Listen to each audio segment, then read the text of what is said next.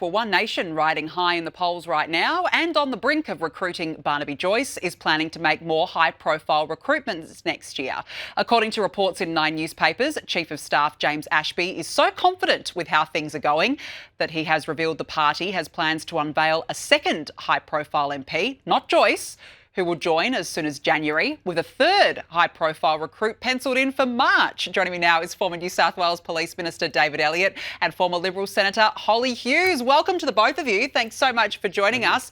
Holly, any ideas, any names you want to throw up? Who do you reckon it might be? It's quite a tantalising little, tidbit that Ashby's putting out there. So, no, I should have texted him and see if he'd have given me a heads up. But no, I've got absolutely no idea. I mean, I'm sure the Liberal Party's got a few people they'd probably be happy to pack up and send, but whether or not that's who they are, who knows? Oh, I just find it fascinating. I guess, they're riding high in the polls, as I said. 18% was their primary vote, David, in the last news poll. That's pretty good, 18%. But do you think they can sustain that between now and an election? Well, as they say in politics, the trend is your friend. Yeah. And we have seen this trend go on. We all know the reasons why. I mean, it's been a long time coming. Pauline Hanson has rebranded herself. She's rebranded the party.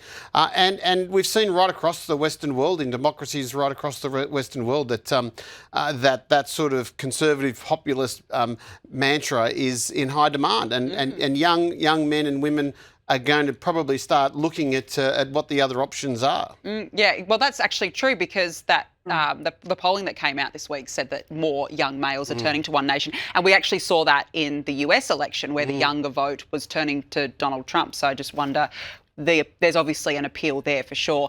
Now, look, let's turn to the federal and state governments. They'll soon spend more than $50 billion a year servicing a record level of debt. According to the Independent Parliamentary Budget Office, net debt held by the states, territories and federal government will reach $1.1 trillion next financial year. Holly, before the pandemic, it was at $551 billion. How did it now get to more than $1 trillion?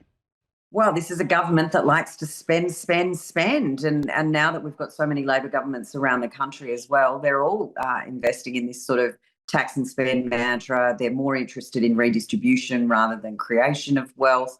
And they seem to have zero regard for reining in the spending, boosting productivity and getting the budget under control. They haven't seen a massive expenditure plan they don't love yet. And it's all Australians that are going to be paying for this long into the future. But to have this level of debt, I mean, it's almost, budget repair is almost getting to a point of beyond us. It's just insanity unless there's going to be some real cuts back on spending. And I just can't see the political will coming from anywhere to do that. No, well, I mean, Jim Chalmers has already said he's not worried. He's quite calm, he thinks, about spending as it is, David. But in the end, it is going to be generations to come that are going to have to pay for all this record debt. Well, that's right. I mean, our generation, Generation X, we inherited the Keating debt. I mean, Jim Chalmers is treating us like mugs if he thinks there's nothing to be concerned.